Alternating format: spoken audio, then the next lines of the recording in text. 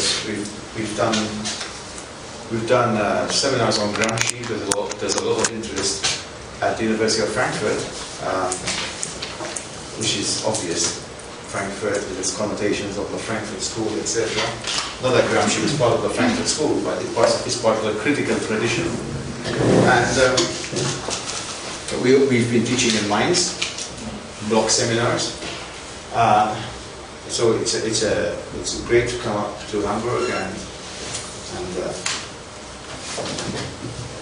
discuss a topic which I personally have been working on for a number of years. And it was part of my PhD thesis. Carmel also worked on Gramsci in his PhD thesis.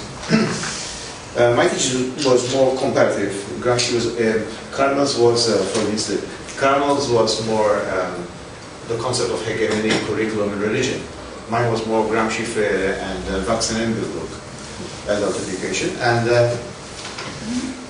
basically, that came out as a book. My work on Gramsci and Freire in 1999 in England with Z Books, and then got translated into 5 languages, one of which being German.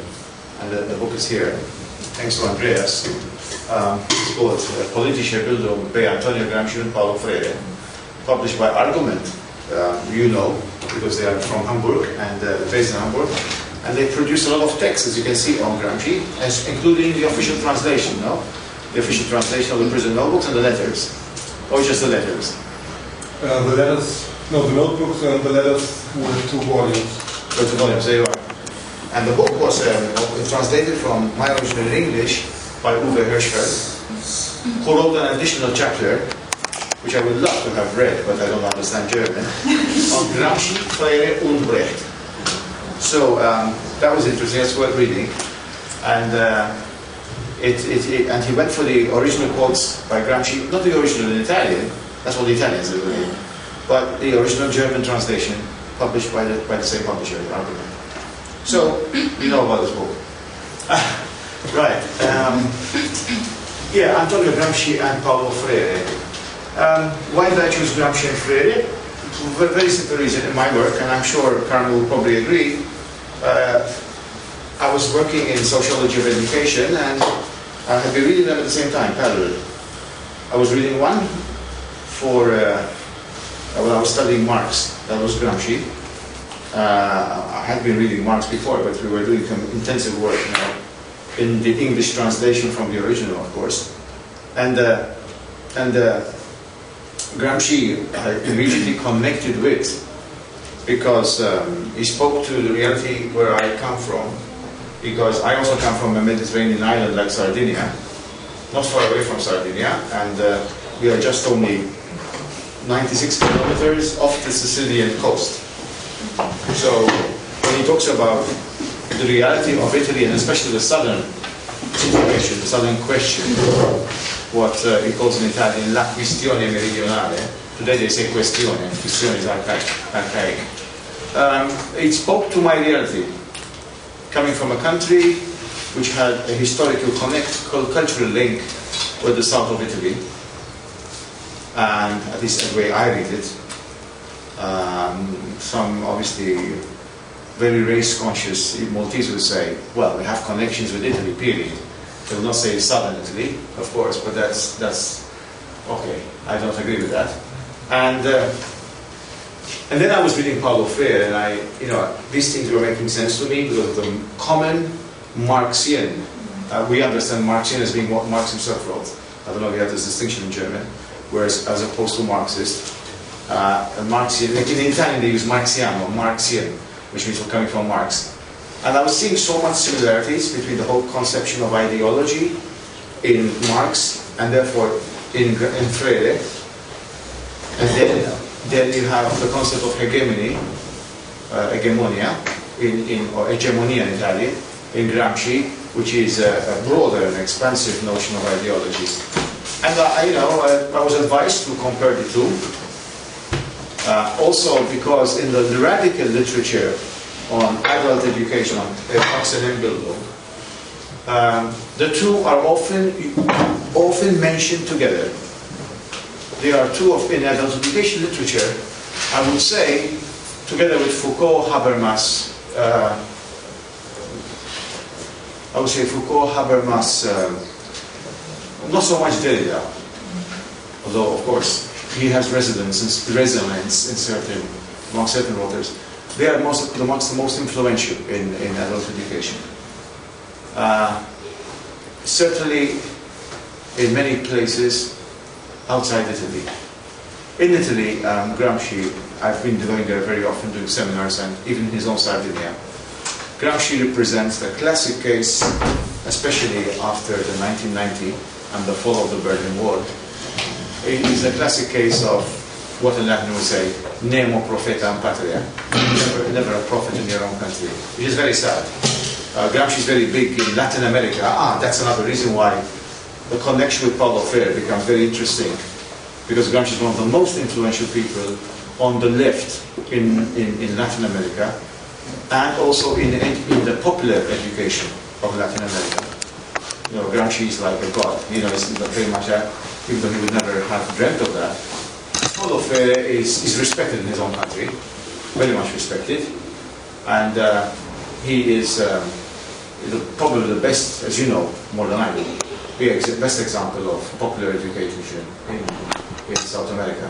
So I was looking at the two comparatively, because I found elements, of course drawing them on other sources too, elements in their work for the basis for what I call a social justice kind of education. Okay, I prefer to use the word radical, but radical can mean many things to many people, different people. When I say radical, I'm talking about radical social justice oriented. Because even Margaret Thatcher or Angela Merkel would be, no, Margaret Thatcher was certainly radical. She neoliberalized the whole economy. That's what they get too. So we have to define what we mean by radical. That's as far as I'm concerned. Maybe Carmel is... Yes. Yeah. As far as I'm concerned, first of all, a very important statement. Peter and I are two very different characters and personalities. So obviously what brings us together is ideology. So personally, what I see in Gramsci and Freire is this, that Gramsci and Freire do not only provide us with the language of critique, the tools for analysis, but they also provide us with the language of possibility. Okay, once we do analysis, what's going to happen next? And this is very important for me, because obviously if I stop at the level of analysis, there's a tendency towards me becoming very cynical about the world. So I'm looking for, okay, possibilities. I'm looking for people, for science, concrete science of possibilities. And I believe that Antonio Gramsci and Paulo Freire, despite coming from two different geographies, provide us not only with the language of analysis, okay, how obviously domination is maintained in fully fledged democracies, but also with possibilities for hope and obviously for action, concrete action towards transform. Because both Peter and I, like Freire, believe that oppression is a human fabrication, and because oppression is human, it can be reversed. So we still have some hope despite the cynical world we're living in. Peter? We have the optimism of the will. Pessimism of the intellect, though. Right. So, okay, you have the context there. Gramsci was working in the first, in the first part of the 20th century, died in 1937. Freire, Latin America, died in 1997. Can we go back? Okay. Yeah, this is a statement by Paulo Freire, because when you compare two people, then that begs the question, to what extent did one influence the other? Now, obviously, chronologically, there's no way Freire could have influenced Gramsci, because Gramsci died in 1937. Freire was born in 21, and I can leave you to work it out. But well, Freire says, Freire read Gramsci for the first time, not when he was in Brazil, but when he was sent out on exile. He was, as you know, I'm assuming that Freire is very big here in Germany too. There's a very Freire Zentrum in Oldenburg. And Paulo Freire was brought up in a very liberal Christian tradition, a radical Christian, but there was a lot of liberalism in his writing on education. And his first book was Education as a Practice of Freedom, Educação como Prática da Liberdade. And please excuse my Portuguese. And this is horrible. when it comes to pronunciation. And that was his doctoral thesis. He came out as a book.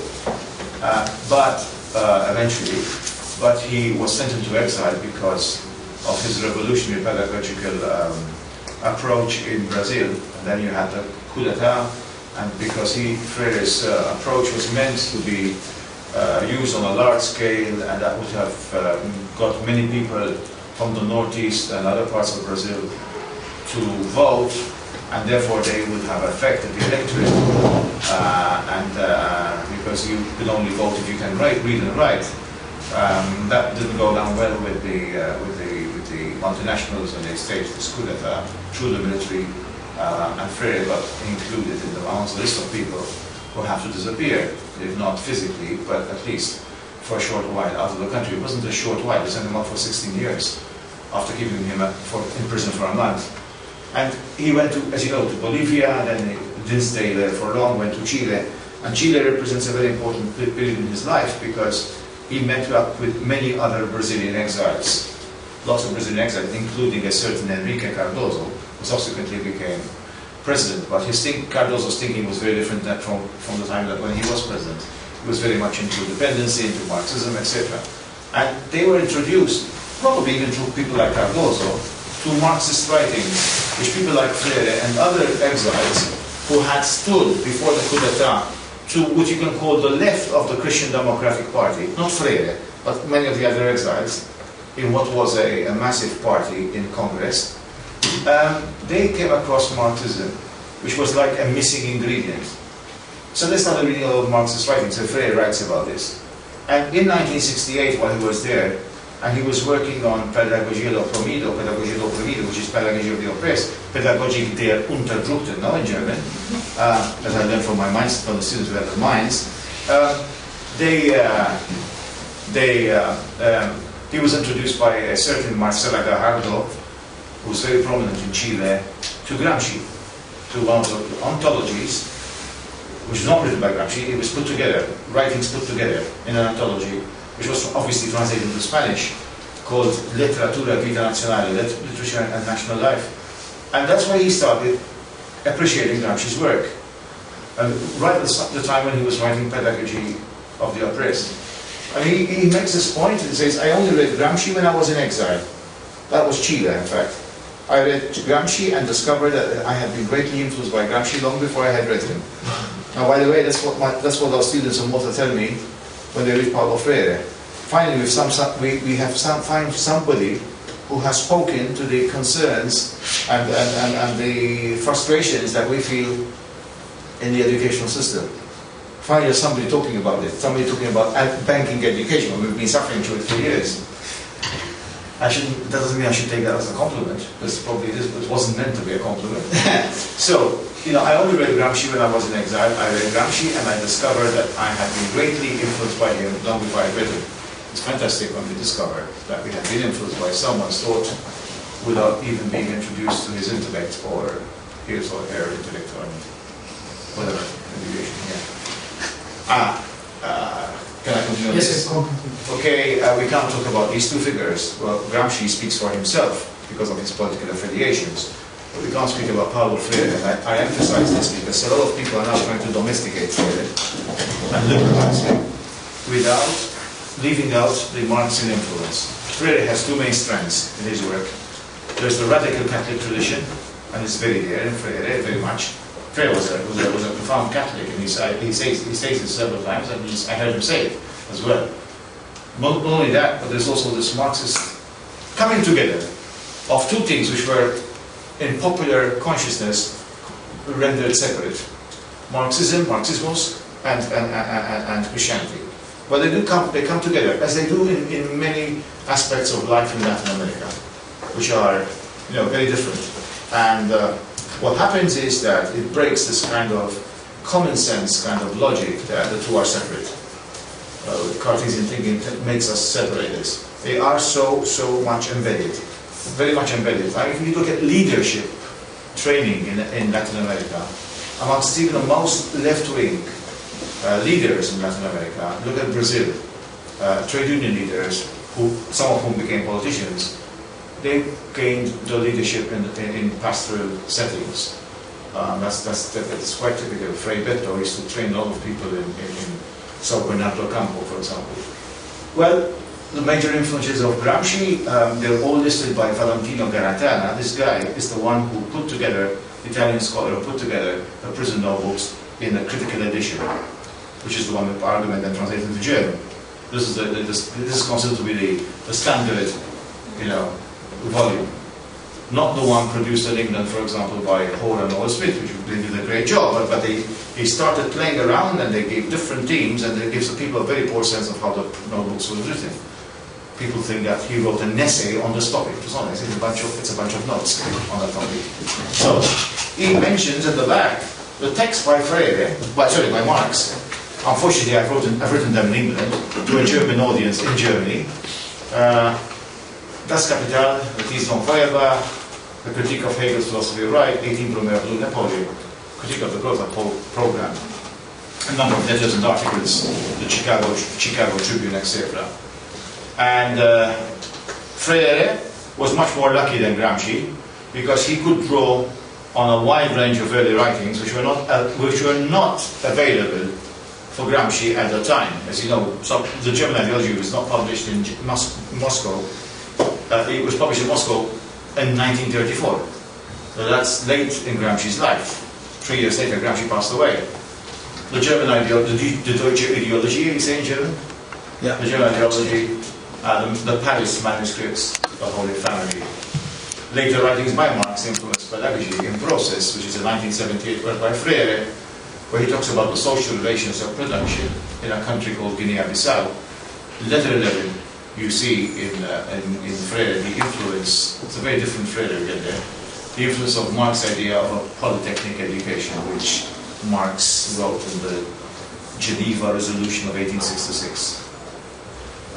Sorry, I would love to have stated all these German stuff in German. It's always funny to discuss the German ideology to Germans in Germany, in English translation. You got one there. I always keep saying this anecdote when I go back to Malta, talking about this. Well, another Marxian influence very strong in Freire is Pedagogy of the Oppressed. Not so much in other books by Paulo Freire, by the way. Mostly in Pedagogy of the Oppressed is the dialectical style of writing and thinking. I think that book is unique in Freire's books. In terms of, he does a very good job in my view, especially in the first 3 chapters, not so much the 4th one, which is woolly, but the first 3 chapters, where there is a style of thinking, reflected in the style of writing, of course. How can you separate the two? Which is dialectical. The inner connections between things are being there. And that is quite masterful, I think. It's not easy to do that, especially for a generation like me, who think they've been educated in a linear mode of thinking. Well, we don't. We're never linear, but we think we are. And that's why some of my students that I teach, we get different reactions. Some love it, but others, they find it so oppressive because they're not used to that kind of style. It's like reading Marx, they're very dialectical. And there's a Marxian conception of ideology in both Gramsci and Freire. Well, you have the famous quote, in English translation, of course, to you Germans in Germany, from the German ideology. But the ruling idea is nothing more than the ideal expression of the dominant material relationships, which are Grass's ideas. But therefore, these relationships make one class the ruling one, and therefore they give the dominance. So Peter, here I think it's best to say right from the very beginning that through Pedagogy of the Oppressed, through his style of writing, I think Freire was, of course, questioning, problematizing, challenging the dominant mode of teaching at the time, which was basically the transmission mode of teaching, which is obviously the perfect situation, the perfect context for the transmission of knowledge and therefore domination to be reproduced. So obviously this style is not innocent there. He was obviously reflecting on how dominance is reproduced through transmission, through an education system as an important institution of civil society. Yeah, it's true. It's a practice, but a practice which is related to ideology as well. I'm using the word practice because we just come out of a class where we were doing Bourdieu. So, well, there is a lot of connection and convergence. Yes. He's all looking at ideology, and maybe the concept of hegemony in Gramsci is even powerful because it captures not just consciousness but also consciousness and practice. It's not about the mind only, it's also about the body. And Gramsci saw the ideas reflecting dominant material relationships residing in what he calls common sense, no? Which is a concept he took from Manzoni, the betrothed, the I promessi sposi. Do you speak Italian here? Do you understand Italian? No? Okay, we have many Italians in Germany. I don't know Italians here. Right? Promessi sposi, the betrothed, is the classics. Die Verlobten. What do you call that in German? Die Verlobten. Okay. I will not be able to pronounce that. I'm not even going to try. Yeah. Common sense is a manifestation, it's a mixture of... Now this actually opens him up to a lot of criticism. He's been accused of elitist, etc. It's a mixture of good sense, it's there, but it's also contradictory. And it's contradictory because the material relations of society put you in a contradictory situation. So your mind is being pummeled by a lot of ideological discourse. You also, it's in your interest also to invest in that kind of ideological discourse, and even some people who don't even believe in it at times.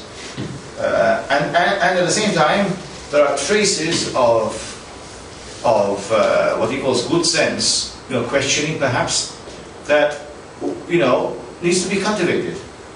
That's how you get critical thinking.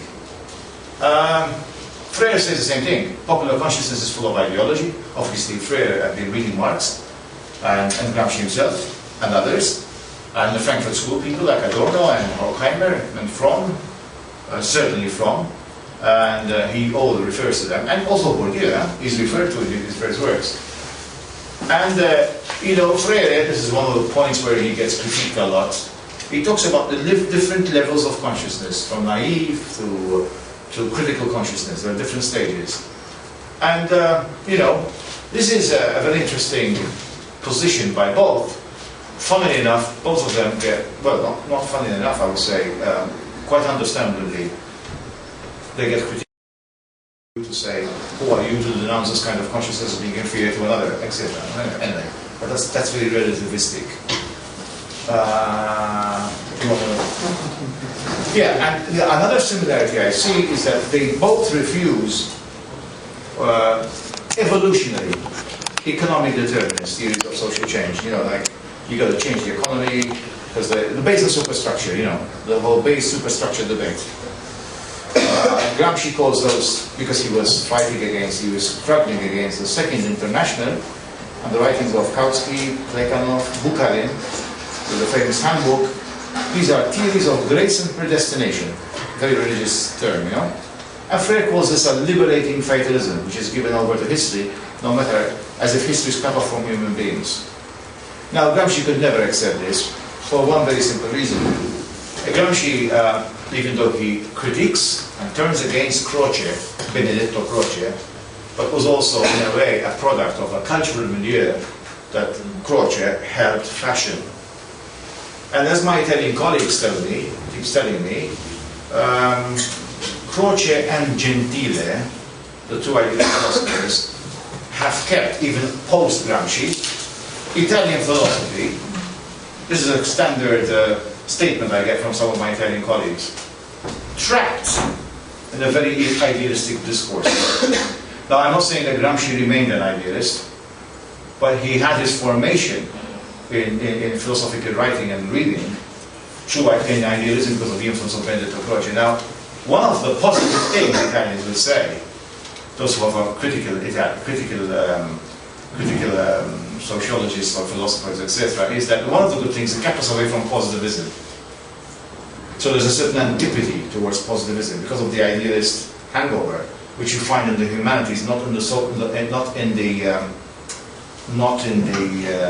natural sciences. That's different. There's a lot of positivism there in Italy, but certainly in the philosophy. So it is quite obvious that somebody who comes via the idealist philosophy of Croce, it is quite natural that he would react to the kind of official Marxist discourse coming out of the Second International, because it is too positivistic in terms of the base actually basically influencing the superstructure. The superstructure is nothing but an epiphenomena of the base. So, with Freire comes from a different tradition. Freire is very much linked to the new left tradition in Latin America. And therefore the reaction would be also natural, because one of the characteristics of the new left in Latin America was precisely differentiating itself from the official mark of communism, which in Brazil had very little presence. The Communist Party of Brazil had not much of a big following. And it was this is a kind of movement which ascribes amongst its intellectuals a role for agency, for human agency. And you find this in Paulo Freire's work. You know, the person as subject, the collectivity as subject, because you have to work in the collective. There's always this sense of hope, the sense of structures can be changed. And they both recognize developments in capitalism, which they saw during their lifetime as manifestation of reorganization of capital.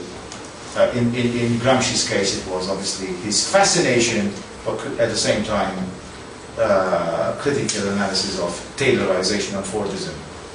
You find this in the prison notebooks, in his notes on Americanism and Fordism. And of course, in Freire's time, especially towards the end of his life, it was neoliberalism. Because he was going to write a book about neoliberalism.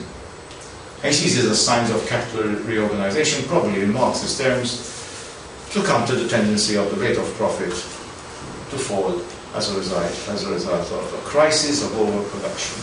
That's Marxian language for you. Liberating fatalism, I think that is the basic agenda of Paulo Freire. Basically, when we go into a standard classroom nowadays, and obviously we both teach within classrooms, there's a sense of paralysis. What can we do?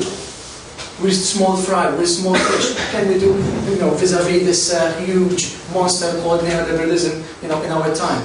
So basically, Freire provides this analysis, first of all, of neoliberalism, but also pedagogies of hope through conscientization. What can we do to, first of all, realize that there is a problem? And what is this problem? How can we confront it? How can we organize ourselves around it? Okay, and how can we challenge it? How can we problematize it? So basically, when it comes to liberating fatalism, that is basically the agenda of Paulo Freire in terms of an educational agenda.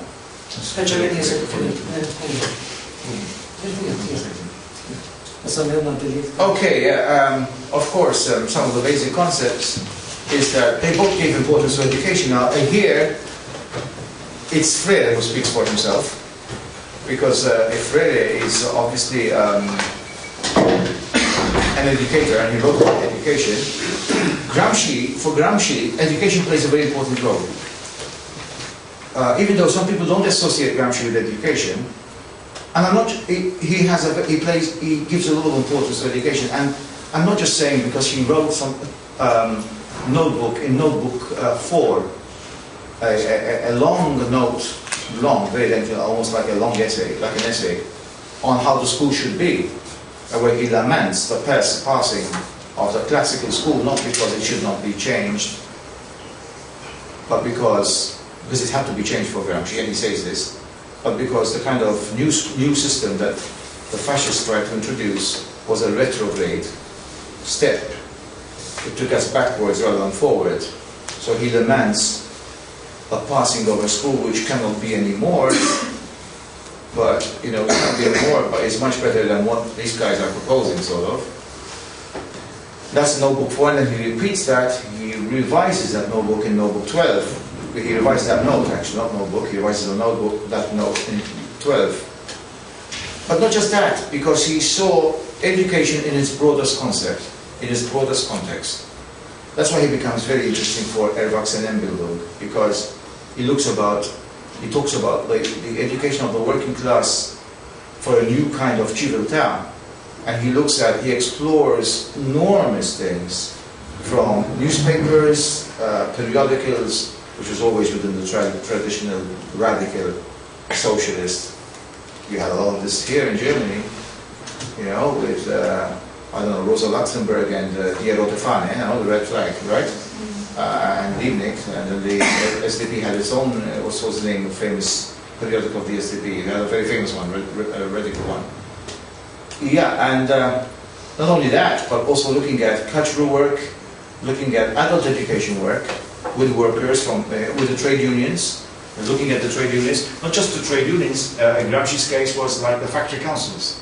There should be councils in the factory. He was building on something which was already there, how to turn them into revolutionary educational agencies, to transform relations of production. And but the most important concept for me is that if you want to understand Gramsci and the education, one must read him holistically. Because the whole project of hegemony, the concept for which he is celebrated, no? He did not invent that concept, because other people used it before him. But the whole concept of hegemony is an educational concept. It's all about education in its broader context, because it's all geared towards an intellectual and moral reform, which has to be of a massive scale, similar to what for him was the last great intellectual and moral reform, which came out of Germany, which is the Protestant Reformation. So this was a defeated Gramsci writing in prison under the fascists, after his attempts at the factory takeovers, etc., had failed. So what went wrong? Why? What role did intellectuals play in allowing Italy to reach this stage? What brought the fascists into power? What is it about our history, Italian history, we would say, that led to this current situation? So he goes back as far back as the medieval communes.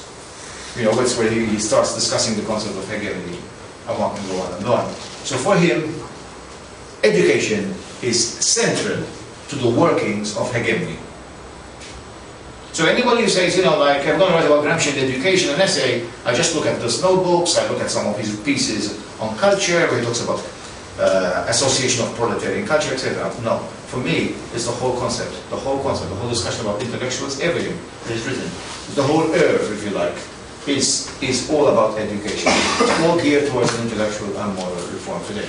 I want to give a concrete illustration of what Peter is saying, because obviously Peter at the moment is speaking in terms of the theoretical concepts.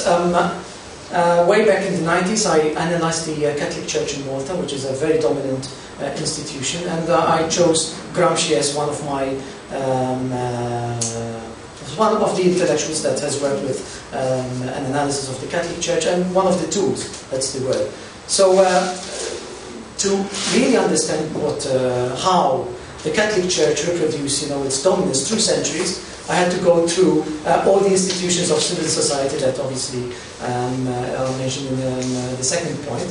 So I had to analyze, I had to go through the education system first, I had to analyze the textbooks, I had to analyze the syllabi, I had to analyze the curricula, I had to analyze through direct observation in class teachers as organic intellectuals through the Catholic Church. I had to go to the media and analyze how the Catholic Church, locates itself vis-à-vis the media, newspapers, radios, television, etc. I had to analyze institutions like the University and see how the Catholic Church, occupies strategic positions of power, and how obviously through those strategic positions of power they dictate curricula, what happens within the University. So as Peter is saying, I think Gramsci provides us with a very comprehensive tool of how we can analyze, dominance, and how dominance is reproduced historically and naturally.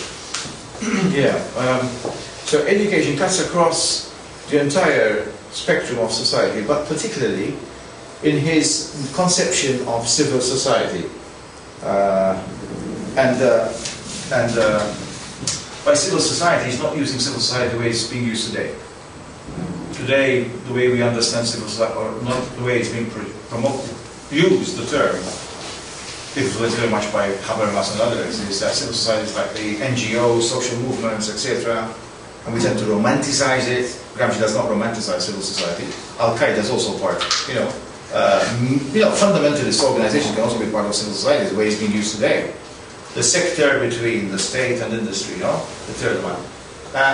Gramsci is very different. Gramsci doesn't give a romanticized notion of civil society. For Gramsci, all the institutions of society which influence people in terms of their habitus, to use Bourdieu's terms, in terms of their ideology, etc., those are also institutions of civil society. Now, what that means is that hegemony, the hegemony of the ruling groups in society, be they class, in this case we're talking about class a lot, but it also could be the ruling elite in a country fighting a war of liberation, for example. Also, it could be, males as opposed to females, historically, and whites as opposed to blacks and other ethnic, no, they're all ethnic, but I mean other minorities, etc. That is the dominant hegemony. It is hegemony, but hegemony is never complete. Hegemony also has within it structures that allow you to, there are cracks within the system whereby one has to operate. And you can only understand that through a very strong notion of ideology, and also being able to explore the contradictions, because those contradictions reflect the cracks within the system itself. Now, education plays a very important part, because it plays an important part. Education is a broader context I'm talking about, including the mass media, by the way, today. The mass media, and the culture industry, basically, this is the way cultural theories, cultural studies people started using Gramsci, is also a form of consolidating existing hegemonic arrangements. But it can also be, to use a word which is used a lot in English, but not used by Gramsci, by the way, it could be counter-hegemonic. Gramsci never used that term. It could be oppositional in the sense that education is where radical stuff gets placed. And that radical stuff doesn't take place only outside the system, if ever it can be outside the system.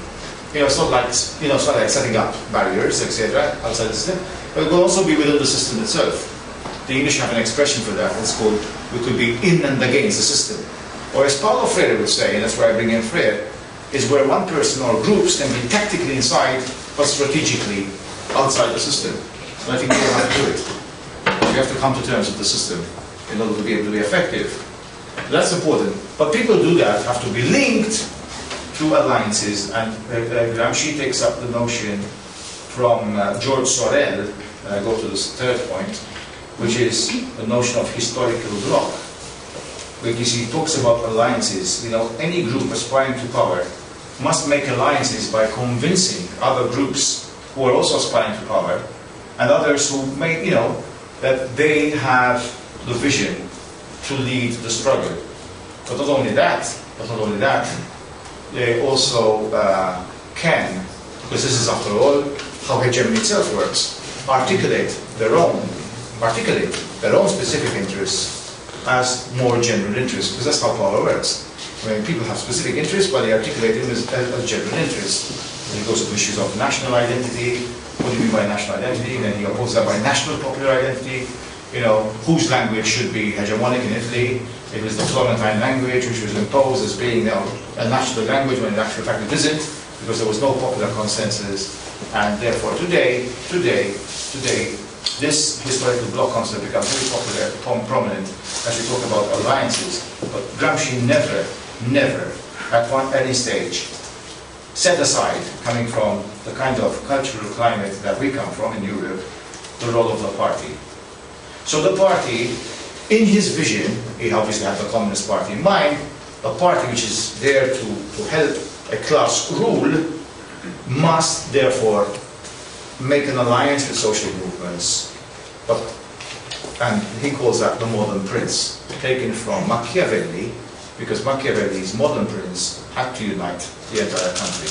And therefore the party had to unite the country by appealing to the other movements struggling for power. And those movements included the peasants and the workers, which he distinguished in a way, although the distinction is not clear, because most of the industrial proletariat, what he calls, to use Marxian terms, in the north, were often the offspring of immigrants from the south.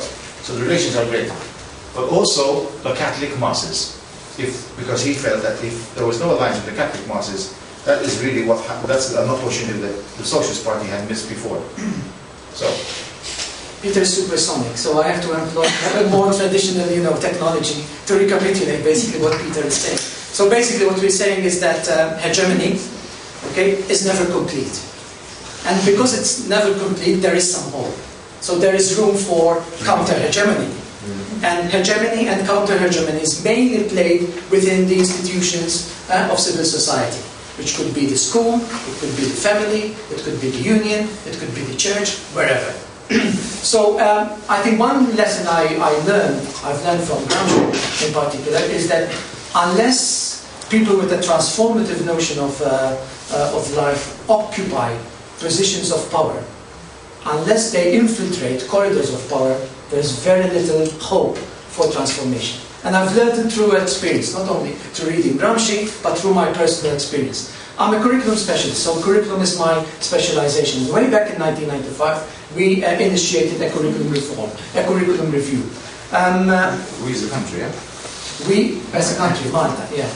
So, Just pointed towards me, you know, all right.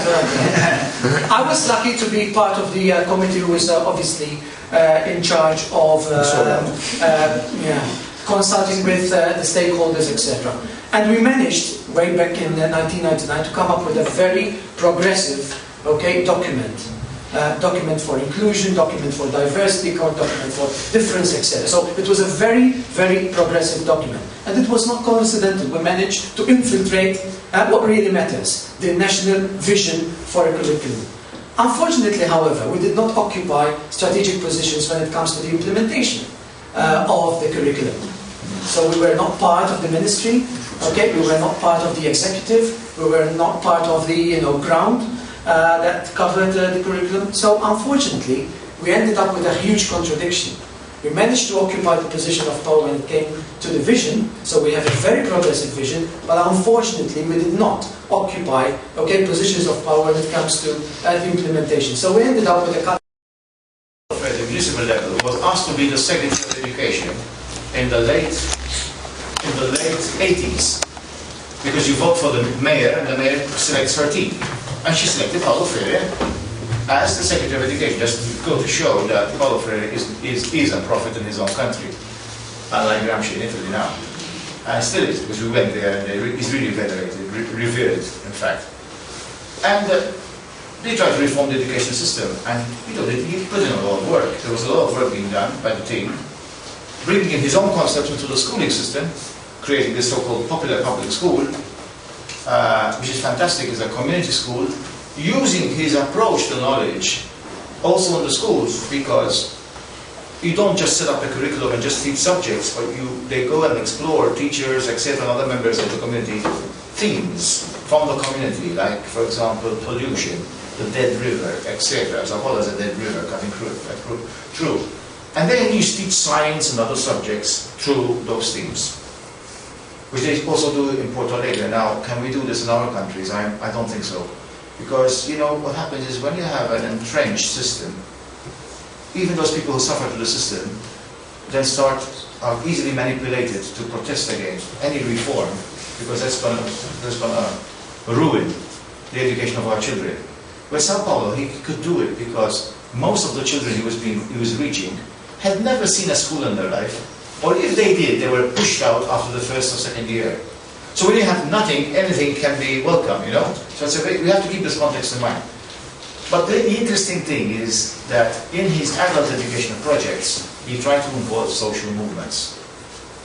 And because that was based on a belief that he actually expressed in a book, in a discussion with intellectuals from UNAM, Universidad Nacional Autónoma de Mexico, where he talks about parties, and he obviously had the PT in mind, had to open up to movements. If they don't open up to movements and listen to movements, they will die.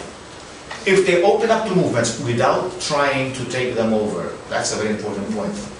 Without trying to take them over or co-opt them. No corporate state, that is. But not trying to take them over, then the party will grow. And that was the vision of the Workers' Party in its origins, because it was a party that appealed to movements. It was very much involved in the trade union movement. Lula, the president, Ignacio Luis Lula, comes from the metallurgical trade unions. He was a metallurgical worker.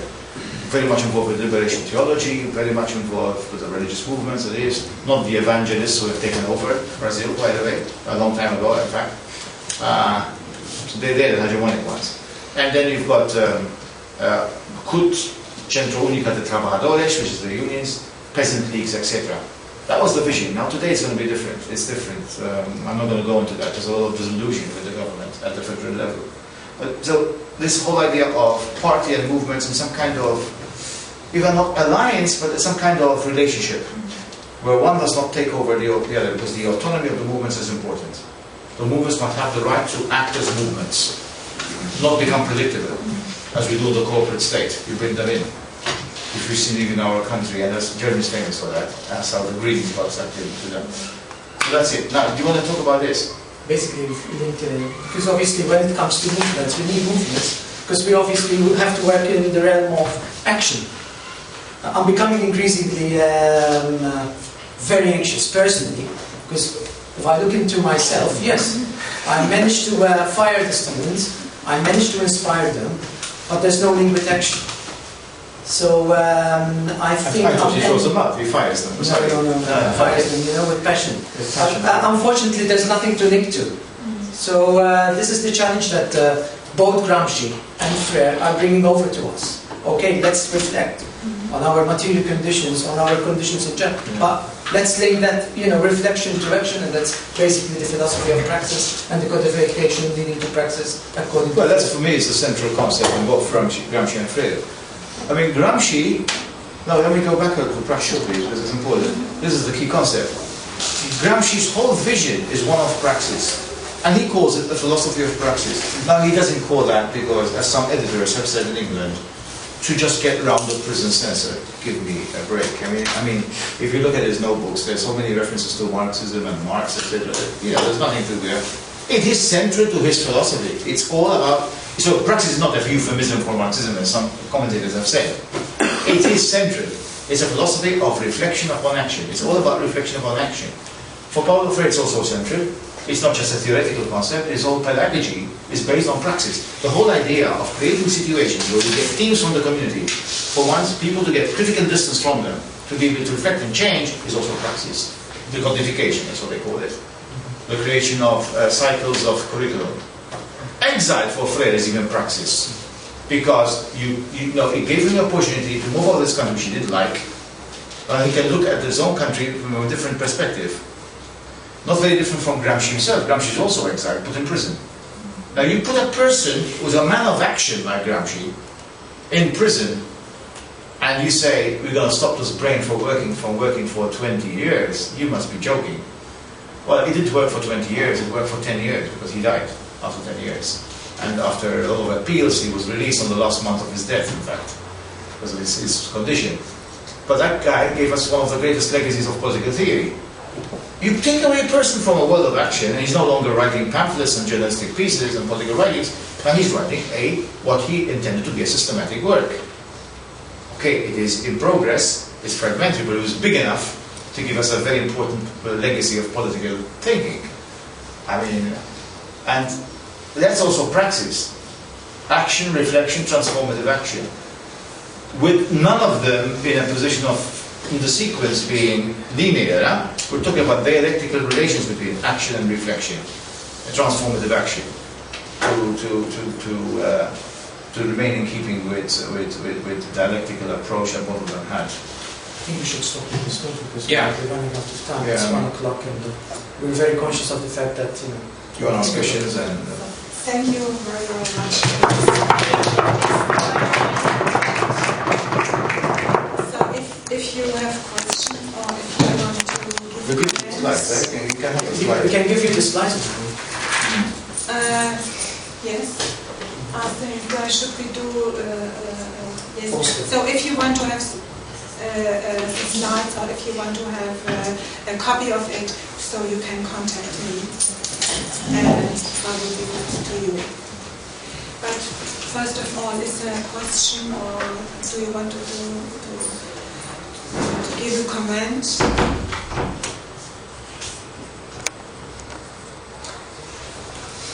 I would like to know if you could comment what you have mentioned in the beginning, the liberal interpretation of Paulo Freire in Brazil. Because in summer we had a congress here on the history of education, and I had assisted to a session where a professor from Brazil, I think gave us these kind of interpretations of Paulo Freire. A liberal one? A liberal one, or Yeah. without his political context. Oh, that's tragic. That is tragic, because that's the biggest insult. No, I mean, it's common practice, not just in Brazil, but all over in America was famous. Okay. America is where you turn Freire into a technique, which is, the codification. What we have to understand, I mentioned the word codification earlier. Codification is when you have an approach, a technique, whereby people go into the community. This is how you should do it in the beginning. Study the community, go into bars, cafes, etc. Speak to people, listen to their speech patterns, their construction of the word, their Weltanschauung, as you say here in Germany, is it Weltanschauung? Yeah, I mean, this whole idea, this view of the word, etc. Then you create material, and basically, when you're discussing with the group, by the way, members of the group who are illiterate, etc., are also part of this team, creating the material. They start discussing. They see, for example, a man walking home drunk. It's a simple situation where you start talking about situations, and then they start seeing the reality, etc. Now, the thing is, the most important thing is the concept behind it, which is praxis.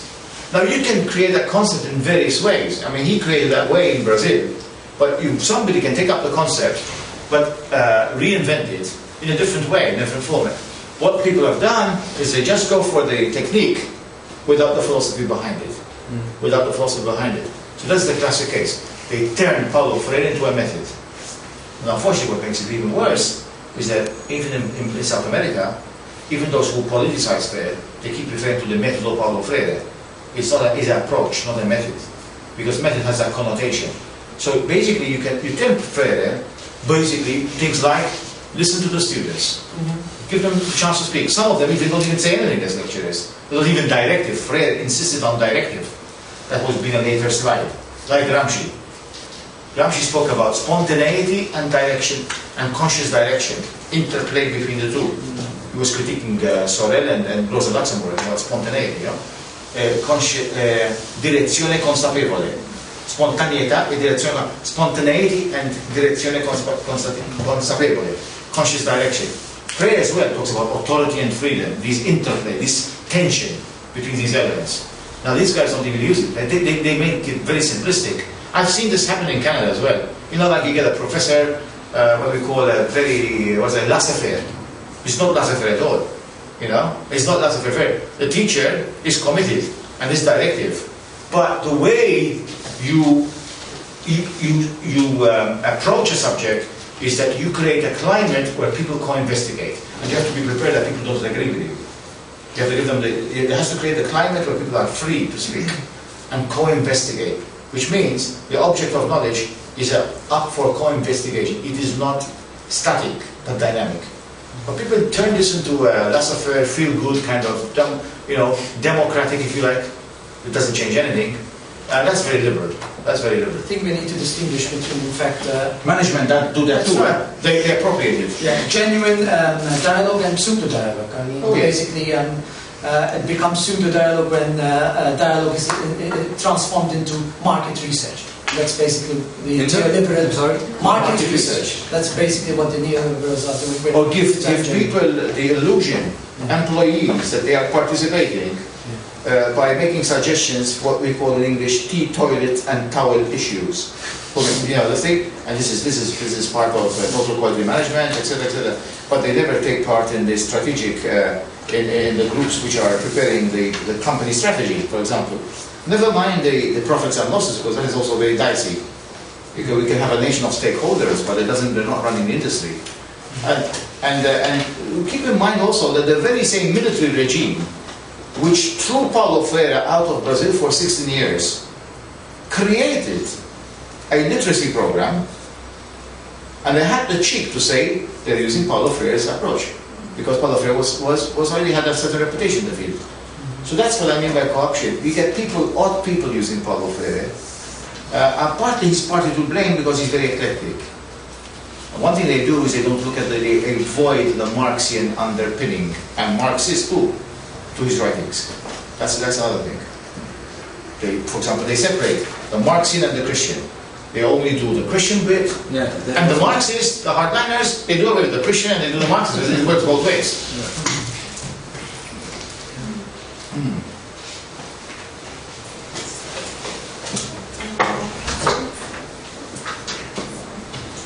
So, once again, thank you very much. I think Thank you. that we will introduce more Gramsci in our courses now. And we have a good foundation for that, because we have this, where you recommend this critical edition. We have a person who has been writing on Gramsci here. May I can make a little commercial break? Talk about your work on Gramsci. Wir haben 3 Bücher da. Einmal das von Peter, das Ja.